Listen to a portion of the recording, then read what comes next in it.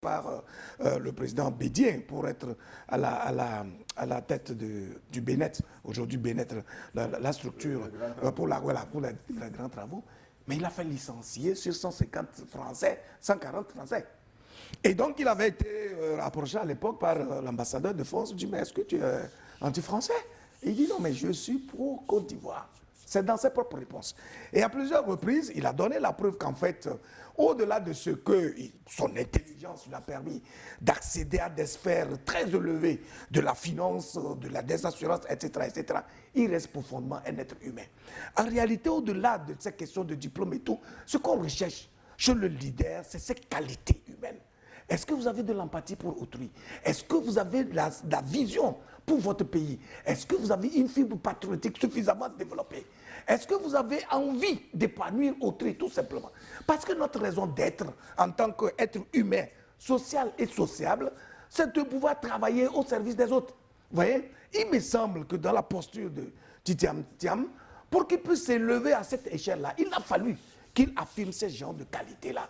Et même dans son discours, on sent que c'est un monsieur qui n'a pas émergé au hasard. Ce n'est pas parce qu'il a une intelligence purement académique, mais il a une intelligence des situations, il a une intelligence d'être humain tout simplement. C'est ce qui nous manque dans notre type de leadership ici, où lorsque vous élisez un dirigeant, il s'emmure tout simplement, il s'acoquine avec quelques individus et il s'accapare de tous les biens du pays. Or, lorsque vous accaparez de tous les biens du pays pour en jouir, cela veut dire que vous n'avez pas l'empathie pour le peuple, que vous n'avez pas de vision pour votre pays, que vous n'avez pas envie d'épanouir les citoyens.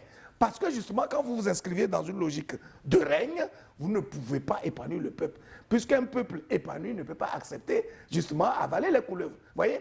Donc, ça veut dire tout simplement que ce dont nous avons besoin en Afrique ici, c'est des dirigeants qui ont le sens de l'humain. Quand on dit de quelqu'un qu'il est humain, c'est qu'il comprend qu'il doit travailler pour l'intérêt de l'être humain et préserver les avantages liés à notre humanité. C'est ce qui manque vraiment à nos dirigeants ici. Et c'est d'ailleurs pour ça que nous sommes très attentifs à ce qui se fait dans les pays du Sahel. Quand vous prenez l'exemple type de quelqu'un comme Ibrahim Traoré, en réalité, c'est vrai, à l'école, il a toujours été major, mais est-ce qu'il a un parcours extraordinaire sur les bancs de l'école? Non.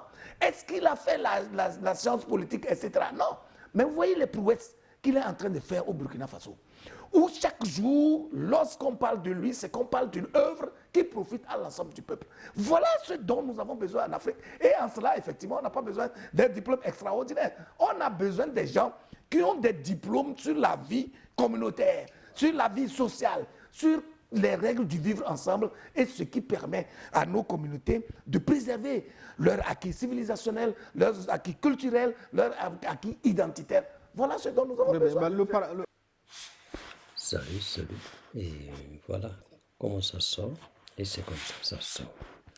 En fait, j'ai écouté ce débat-là. Bon, est-ce que c'est vraiment un débat? Sinon, ils ont échangé.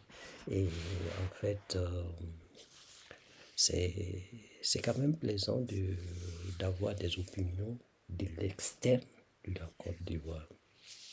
Et ça m'a vraiment plu son analyse. Et il a beaucoup parlé, mais il s'est beaucoup accentué sur l'attitude des dirigeants de l'AES. Et ça, c'est très important parce que il dit un dirigeant, surtout un dirigeant africain, doit être humain, doit avoir une vision humaniste. Et c'est ça qui est très important parce que du moment où tu as cette vision d'aider l'autre, de travailler pour l'autre, de te soucier des autres, je pense bien que tu peux faire l'affaire d'une nation, tu peux quand même diriger une nation et tu peux travailler de telle sorte que une nation puisse s'épanouir, une nation puisse vivre mieux. Voilà. Alors, moi, je trouve que ces analyses sont vraiment propices, sont vraiment limpide, je peux dire limpide, parce que c'est ce qu'il faut à l'Afrique. Voilà pourquoi l'AES est en train de grandir, est en train de, comment on appelle ça, je veux dire, est en train de fleurir, je vais dire fleurir, parce qu'aujourd'hui, ce petit noyau fait que l'Afrique a au moins une, même si c'est pas beaucoup, mais une toute petite dignité, elle l'a aujourd'hui avec ces présidents de l'AES. Parce qu'aujourd'hui, ils ont refusé de se soumettre. Ils ont refusé de prendre des miettes. Ils ont refusé de se faire dominer. Et ça, c'est très important. C'est très important parce que les autres poltrons de l'Afrique, les autres poltrons, des autres poltrons dirigeants de l'Afrique sont vraiment lâches.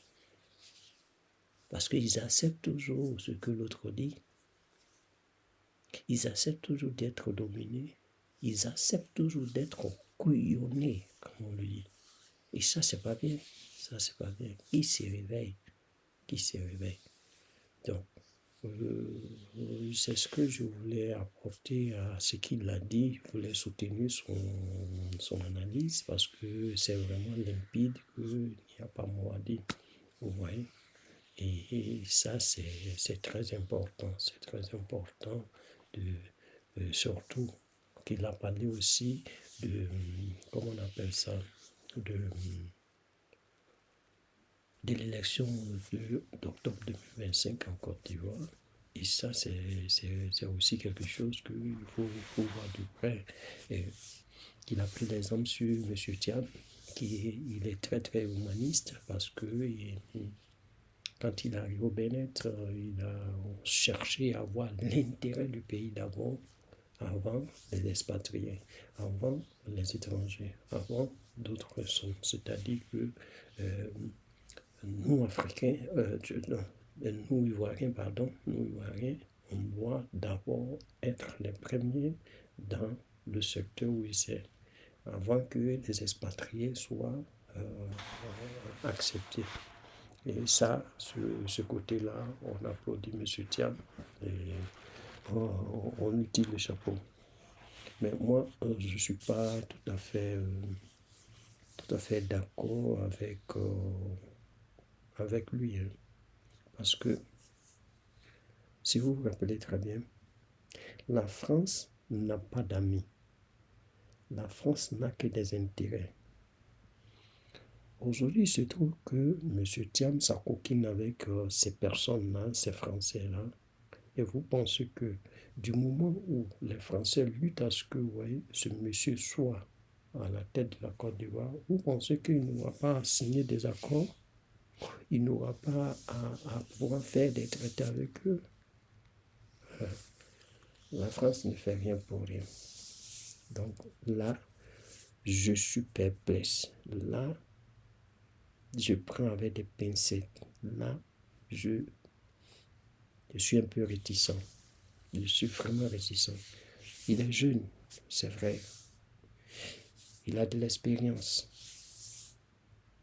Il est brave dans ce qu'il veut faire. Quand il entreprend, il va jusqu'au bout. Je suis d'accord. Mais c'est l'irrogachie qui est là.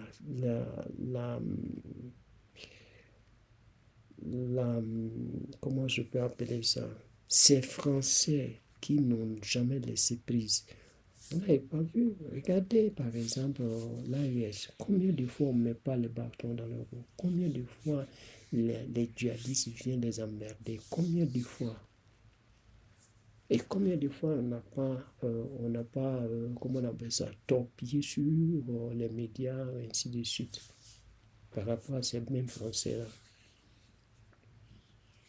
Et vous croyez que lui va faire amitié avec eux et ils vont venir laisser Thiam gouverner à sa guise? Non. Soyons sérieux. Soyons sérieux. Non. On va voir la suite du programme. Donc, on verra bien qu'est-ce que lui peut faire. Donc, Je vous laisse sur ces mots et on a plus.